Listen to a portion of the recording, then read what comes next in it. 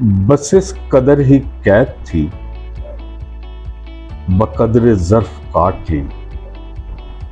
बस इस कदर ही इश्क था, बकदर शौक सह लिया।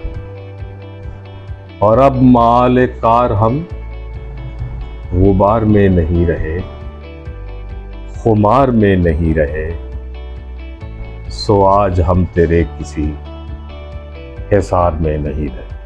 बिस्मिल्लाहिर्रहमानिर्रहीम। अस्सलाम वालेकुम नाज़रीन, आप देख रहे हैं PC1 न्यूज़ और मैं हूं गुलाम दस्तगीर। प्रोग्राम एक मुलाकात के साथ। जी नाज़रीन, आज हम जिस शख्सियत की आपसे मुलाकात करवाने जा रहे हैं उनका ताल्लुक़ जो है अदब और शायर से है। मेरी मुराद है जनाब मोहतरम मकसूद वफ़ा साहब, जो इंटरनेशनल शायर और अदीब हैं। मेरे साथ आज वो मेरे मेहमान हैं।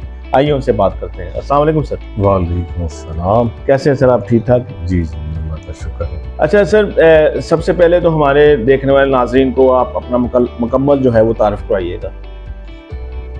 तारुफ एक शायर का क्या, शेर कहते हैं, आवारागर्दी करते हैं और ज़िंदगी की उन सच्चाइयों को कबूल करने की कोशिश करते हैं जो आम तौर पर मुआशरे में कबूल नहीं की जाती। ये इससे ज़्यादा तारुफ और क्या हो सकता है। अच्छा सर, बचपन से ही शौक़ था शायरी का? कब सफ़र आगाज़ किया? शायरी शौक़ नहीं होता है, मसलन शायरी ज़िंदगी होती है। मतलब सांस लेना शौक़ नहीं है, मजबूरी है। तो शौक़ जिनका होता है वो ख़त्म भी हो सकता है।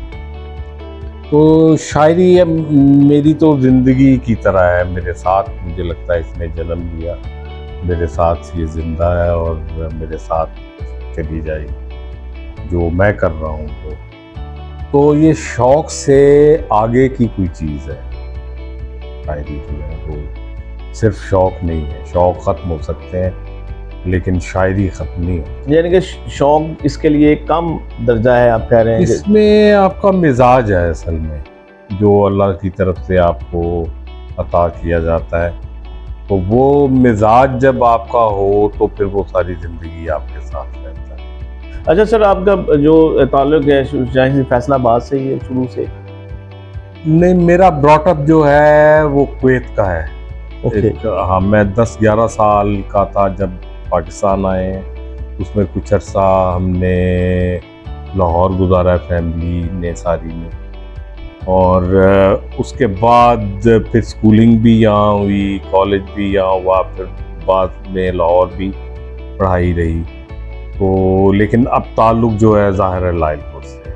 अच्छा सर, जैसे कि स्कूलिंग में और कॉलेज में ही मैंने कहा ये जो आप शायर हैं, आप स्टार्ट किया होगा, तो कैसे सबसे पहले आप लोगों को इसको करते थे कि लोग आपसे पूछते थे कि आप शायर हैं, या आप खुद उनको बताते थे, या आपकी शायराना गुफ्तगू जो होती थी आप लोगों को कायल करती थी?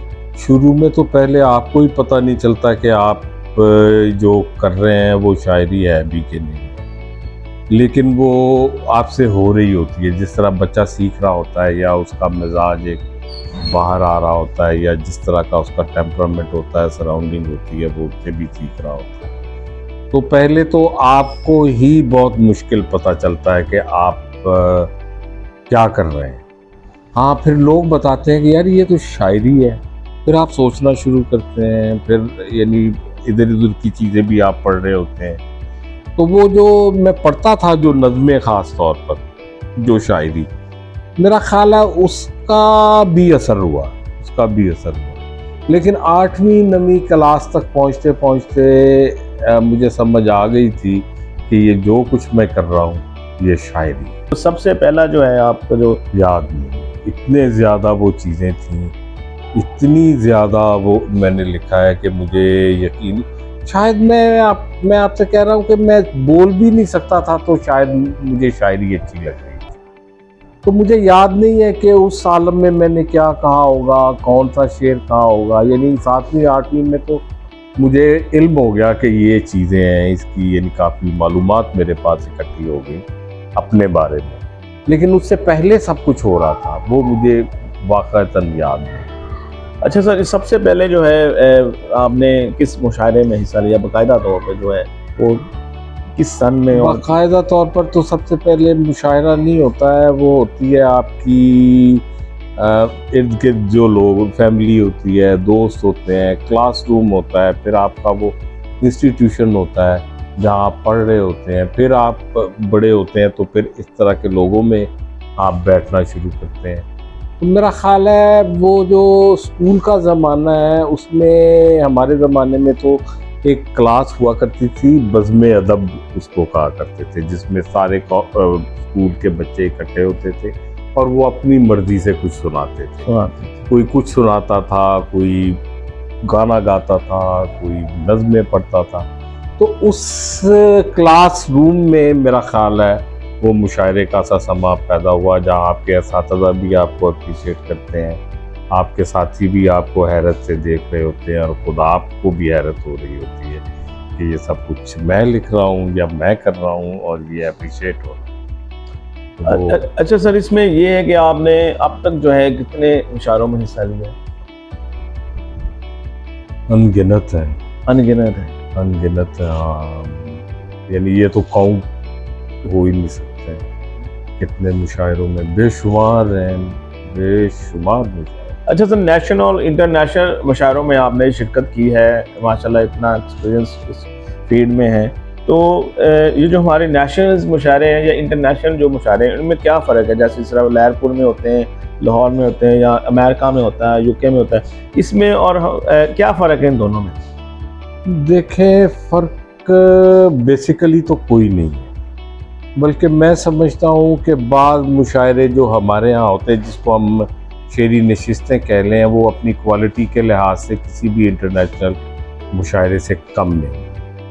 अच्छा, फ़र्क ये है जो इंटरनेशनल, वहाँ आपका इंटरेक्शन जो है वो ज़्यादा वसी हो जाता है, आप ज़्यादा लोगों से हम कलाम होते हैं, आप का जो विज़न है इंटरनेशनली कि क्या हो रहा है वो आपका बढ़ता है, नई नई जगहों पे आपको जाने का मौका मिलता है और आप देखते हैं कि क्या हो रहा है। लेकिन मैं समझता हूँ कि ये नहीं समझना चाहिए कि जो इंटरनेशनल मुशायरा है उसकी क्वालिटी कोई बहुत बड़ी होगी, नो। आप एक छोटी सी नशिस्त में भी जो है, असल में मुशायरा बड़ा या छोटा कौन सा होता है, ये सवाल होना चाहिए, जिसमें आपका कलाम गौर से सुना जा रहा हो और अंडरस्टैंड किया जा रहा हो, शायरी को फोकस किया जा रहा हो, वो ज़्यादा बड़ा मुशायरा है। और जिसमें शोरों होगा हो, यानी मिसरा पढ़ा किसी ने नहीं है और वो शोर मचा हुआ है, मेरा ख्याल है वो बेकार मुशायरा है, चाहे वो किसी भी बड़ी इंटरनेशनल, इंटरनेशनल सतह पे हो, लोकल सतह पे हो। असल में तो सुना जाना किसी भी तकरीब को बड़ा या छोटा करता है। कम्युनिटी की जो है अट्रैक्शन होनी जरूरी है। जी, कि आप कितना, हाँ, ये दूसरी बात मैं आपको बताऊं, शायर का ये काम नहीं है कि वो सिर्फ दाद हासिल करे, ये काम नहीं है उसका। शायर का काम ये भी है कि वो जिस सतह पर सोच रहा है, सुनने वाले को भी उस सतह पे लेके आए, ना कि खुद उनकी सतह पे उतरे और महज दाद हासिल करने के लिए, महज ये करने के लिए कि मुझे अगला मुशायरा भी मिले या मैं ये करूं, ये शायर का मनसब नहीं। मैं इन वजूहात से भी मुशायरा छोटा या बड़ा होता है, बल्कि बाकी ये है कि बड़ा एक फोरम होता है, लोग आपको ज़्यादा सुन रहे होते हैं, आपका ज़्यादा अच्छी तरह से तारुफ होता है, लेकिन आपको जो उसकी वैल्यूज़ हैं जो आप तख्लीक कर रहे हैं उसका ज़रूर पता होना चाहिए। अच्छा सर, आपने यहाँ पे हमारा जो आप इंटरनेशनल भी आपने मुशायरा को लिया और यहाँ पे नेशनल भी, तो इसकी जो कम्युनिटी में आप क्या फ़र्क देखते हैं कि वहाँ पे जो लोग होते हैं और यहाँ पे जो आपका मुशायरा सुन रहे होते हैं लोग, इनमें क्या फ़र्क है? हाँ, कम्युनिटी में बहुत फ़र्क है। जो लोग वहाँ पर आए होते हैं, असल में तो वहाँ पे दियारे गैर में तो लोग तरसे होते हैं। मैं आपको बताऊँ, वहाँ आप कोई भी इवेंट करें तो वो कोशिश करेंगे कि इकट्ठे हुआ जाए, का ताल्लुक शायरी से हो या ना हो, लेकिन वो आएंगे। ख़ास तौर पे ये जो हमारे मशरक़ वस्ता के खलीजी ममालिक के जो मुशायरे होते हैं, वहाँ पे ऐसे, क्योंकि वो छोटे छोटे काम करने के लिए वहाँ पर गए हो, कोई मजदूरी कर रहा है, कोई इलेक्ट्रीशियन है, कोई किसी दुकान पे सेल्समैन है, उसमें कुछ अच्छे उहदों पे काम करने वाले भी हैं, ख़ास तौर पे ये खलीजी मुमा, तो उनके लिए एक एंटरटेनमेंट का एक सबब काम कर करके बंदा बोर हो जाता है। हाँ, वो अपना जो है ना वीकेंड मनाने के लिए आए होते हैं ज़्यादातर लोग। यूरोप में कुछ ऑडियंस का ये फ़र्क है कि गए तो वो भी अपने मौज के सिलसिले में है, लेकिन वहाँ ऑडियंस जो है वो कुछ पढ़े लिखे हैं। फ़र्क है उनका। यानी आप यूरोप के अमेरिका के मुशायरे देखें और खलीजी ममालिक के देखें तो आपको पता चलेगा कि ऑडियंस में बेइंतहा फ़र्क है, डिफरेंस जो है उसका। हाँ, यानी वो गौर से सुन रहा होता है अमेरिका का लिसनर, ये गौर से देख रहा होता है। अच्छा जो दुबई का दिस इज है। The difference. हाँ, ये बहुत बड़ा डिफरेंस सही है, कि एक आदमी असल में तो आपको सुना जाना चाहिए, बिल्कुल। आप क्या कह रहे हैं, क्या कह रहे हैं, वो मैसेज पहुंचना चाहिए, ना कि ये कोई देखे आपको कि आप कर क्या रहे हैं, आपकी हरकतें क्या है। मुशायरा ये तो नहीं है, मुशायरा तो एक बात दूसरे तक पहुंचाने का, लेकिन बहरहाल ये तरबियत कर रहे हैं, ये भी खिदमत है खलीजी ममालिक में भी जो कुछ हो रहा है। और हर जगह पे एक खुशी ये होती है कि हमारी ज़ुबान प्रमोट हो रही है, हमारा कल्चर प्रमोट हो रहा है, तो ये खुशी की बात है। अच्छा सर, जैसा कि आपने अमेरिका का 4 दफ़ा टूर किया है इस शायरी के हवाले से, तो कैसा रहा आपका 4 दफ़ा टूर? आपने कितना वहाँ पे एंजॉय किया और क्या कल्चर है वहाँ का, क्या वहाँ पे शायरी है? तो ये नाज़रीन को हमारी ज़रा बताइएगा।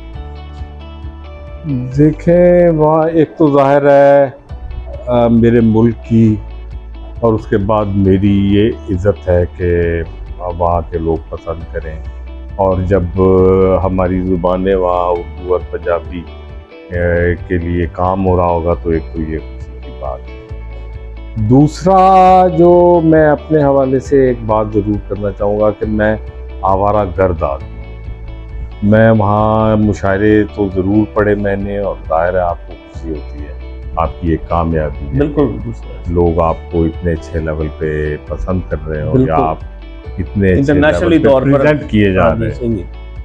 लेकिन मुझे वहाँ का जो कल्चर, एक ओवरऑल मैं आपको बात बताऊं कि एक मुल्क को कैसा होना चाहिए, मैं वहाँ पे गैर आदमी हूँ, मेरा कोई रूट्स नहीं है वहाँ पर, और मैं एक अजनबी की तरह से वहाँ पे जो चीज़ें हैं उनको देख रहा होता हूँ, लेकिन मुझे वहाँ डर नहीं लगता। सही, इस बात की सेंसिटिविटी को आप समझ रहे हैं? कोई मुझसे ये नहीं पूछता तुम कौन हो। वहाँ पे बसों में चढ़ते हुए, रोडों पे आते हुए, लोगों को देखते हुए, मिलते हुए मुझे एक बहुत खुशगवार हैरत होती है। वो इतने प्यार से मिल रहे होते हैं, इतनी यानी छोटी छोटी चीज़ों में आपकी केयर कर रहे होते हैं। अच्छा, छोड़े इन चीज़ों को भी, यार कोई टिश्यू तक भी ज़मीन पे नहीं फेंकता, मैं इसको भी बड़ा जो है वेटेज देता हूँ किसी मुल्क के कल्चर के लिए। बाकी तो किसी को जानने की, क्योंकि वो तो इतना बड़ा मुल्क है, वहाँ तो बहुत सारे कल्चर है, वहाँ हमें जो उनकी सियासत है उस पर एक अलग कल्चर है उसका, उस पर हमें रिजर्वेशन नहीं है। वहाँ की जो बाकी और चीज़ें जो कल्चर में हमें उनके रहना सहना या उनकी जो दूसरे मामलात हैं वो बहुत मुख्तलिफ हैं हमसे। लेकिन इंसान का दर्द मैं आपको बताऊं, वो कहीं भी मुख्तलिफ नहीं होता, उसके ख्वाब कहीं भी मुख्तलिफ नहीं होते, वो एक साथ देख रहा होता है। इसीलिए तो वो इंटरेक्शन हो जाता है आपका। इसीलिए तो यानी आप सफ़र में बैठे जा रहे हैं कहीं, यानी मैंने 3-3 हज़ार मील का सफ़र बाई रोड किया वहाँ। ये भी एक प्लस पॉइंट है कि मैं सिर्फ ये नहीं है कि उनको मुशायरे के हाल में सारा अमेरिका देख रहा होता हूँ, मैंने बहुत घूम फिर के भी देखा है, बहुत ज़्यादा चीज़ें, जगह जगह ठहरे, आप कल्चर देखा, म्यूज़ियम उनके जो सबसे, लाइब्रेरियाँ उनकी, ये आर्ट गैलरियाँ बहुत, जहाँ मैं जाता हूँ वहाँ पे इतनी बड़ी आर्ट गैलरियाँ हैं कि वो आप, जिनमें बड़े बड़े लोगों का काम है, मैं यहाँ तो देख ही नहीं सकता। यहाँ डा विंची का काम मैं देख सकता था, पिकासो का काम देख सकता था, वैन गो का काम देख सकता था, लेकिन वहाँ मैं देख सकता हूँ। पाकिस्तान के जो मुख्तलिफ शहरों में आपने, यहाँ की ऑडियंस जो है वो कैसा? यहाँ पे मुंतज़मीन पे डिपेंड करता है। अब यहाँ पे भी जो है वो कुछ ऐसे मुशायरे शुरू हो गए हैं जिनको सोशल मीडिया पे मकबूलियत हासिल हुई है, बल्कि वो सोशल मीडिया के लिए ही किए जाते हैं ताकि उनसे कोई अर्निंग की जाए, वो मकबूल हों, उनके लाइक्स जो एक लड़ाई वो बढ़े। और ये आया है हम में से, इंडिया से ट्रेंड आया है मुशायरे का जो पैटर्न है, गा के पढ़ना या खड़े होके सुनाना या स्टेज पे कुछ म्यूजिक के साथ उसको पेश करना, यानी वो कुछ भी कर सकते हैं, वो छलांग लगा के पंखे पे भी चढ़ सकते हैं, वो भी मुशायरे यहाँ पर होते हैं। अच्छा। कुछ लोग इन चीज़ों को पसंद नहीं करते, जो सही सुनने वाले हैं वो अपने हिसाब से शायरों की जो है वो ग्रुप करते हैं तरतीब या दावतनामे।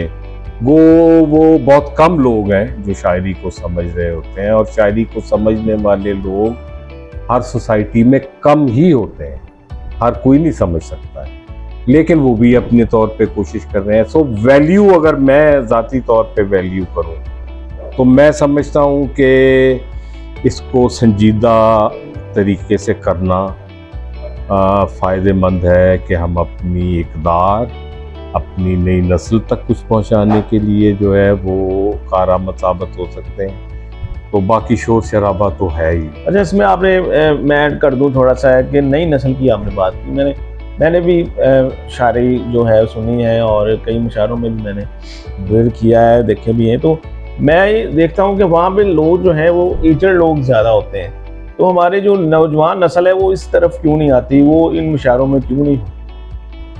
जी, मैं तो समझता हूँ कि नई नस्ल ज़्यादा है, बल्कि ये यूनिवर्सिटियों में जिस भी पैटर्न के मुशायरे हो रहे हैं उसे हम क्वालिटी के लिहाज से अच्छा कहें या ना अच्छा कहें। सर, यूनिवर्सिटीज़ के अलग जो है, जो आर्ट काउंसिल्स में होते हैं या आर्ट काउंसिल को ये जो हम जो सरकारी मुशायरे हैं, हाँ जी, वो तो वैसे ही तबाह हो चुके हैं। वो तो उन्होंने मतलब आर्ट्स काउंसिल कुछ नहीं कर रही। एक अरसे से लायलपुर वाली आर्ट्स काउंसिल यानी खुद मुशायरा नहीं करवाया। आपने कहा कि हमने मुशायरा करवाना, वो कहते हैं ये ले हाल ले, आप इसकी जो भी कंडीशंस है वो पूरी करें, आप मुशायरा करवाएं। ठीक है। आर्ट्स काउंसिल अज खुद कोई चीज नहीं कर रही। वो क्या करती है, ऊपर से आर्डर आ जाता है कश्मीर से मुशायरा करा दो जी, वो कट्ठे करनगे सरकारी दरबारी जे शायरा नू, वो आ जाएंगे, वो कश्मीर पे नज़्म पढ़ेंगे, 14 अगस्त पे नज़्म पढ़ेंगे, कायदे आज़म पे पढ़ेंगे, और किसी को यानी इससे नहीं गरज के कायदे आज़म कौन था, कश्मीर का काज क्या है या 14 अगस्त पे क्या करना है, वो एक फॉर्मेलिटी पूरी कर रहे हैं जिसकी रूह ही ख़त्म हो चुकी है। अच्छा सर, हमारे जो न्यू कमर्स जो स्टूडेंट्स हैं या न्यू कमर्स हमारे जो शायरी अदब से ताल्लुक़ रखते हैं या वो शायरी करना चाहते हैं, उनके लिए हमारे चैनल के सिलसिले क्या पैगाम देना चाहेंगे?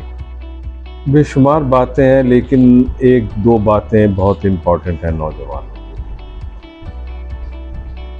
ज़िंदगी में कभी शॉर्टकट जो है वो ढूंढने की कोशिश ना करें, शॉर्टकट होते ही नहीं है। कुछ लोगों को चांस ज़रूर लग जाता है, लेकिन वो मिसाल नहीं होती, और ख़ास तौर पर लिटरेचर में कोई शॉर्टकट नहीं। ये एक ऐसी रेस है जो सारी उम्र आपको दौड़ाती है, लिहाजा तेज मत दौड़िए। ये मैराथन रेस है, इसको आपने आखिरी सांस तक लेके जाना है, और जिंदगी की जो सच्चाइयां हैं उनको कबूल करने की कोशिश करनी चाहिए। अच्छा, सच्चाई को कबूल करने का जो स्टैंडर्ड है वो क्या है? सच्चाई एक ऐसी चीज़ है कि सिर्फ ये ना करें कि आप खुद ही सच बोलते रहें। सही सच आप उस वक्त बोल सकेंगे जब आप सच सुन सकते हो, तो सच सुनने की आदत डालिए, सच बोलना आपको खुद आ जाएगा। जी नाज़रीन, ये थे मेरे साथ इंटरनेशनल अदीब और शायर जनाब मकसूद वफ़ा साहब। उनसे हमने गपशप की, बातें की, बड़ा मज़ा आया आज के इंटरव्यू का। दिल तो नहीं कर रहा कि इनके साथ जो गपशप ख़त्म हो, क्योंकि उनकी बातें बड़ी इंटरेस्टिंग और अच्छी हैं। एक वक्त गुजारा उन्होंने शायरी और अदब के साथ, और इंटरनेशनली तौर पर भी उन्होंने काफ़ी यूरोप में टूर किए हैं, और नेशनली तौर पर भी उन्होंने शायरी के साथ उन्होंने काफ़ी मुशायरे पढ़े हैं। तो बड़ा मज़ा आया मुझे आज के इंटरव्यू का। उन्होंने एक बहुत अहम पैगाम दिया हमारे नए शायरों को, नए जो इसमें आने वाले लोग हैं और इस पर वो अमल करेंगे तो बहुत कुछ इनसे पा सकते हैं और इनसे सीख सकते हैं। तो अगले प्रोग्राम के लिए मुझे और मेरी टीम को इजाज़त दीजिए। अल्लाह हाफिज़। पाकिस्तान जिंदाबाद।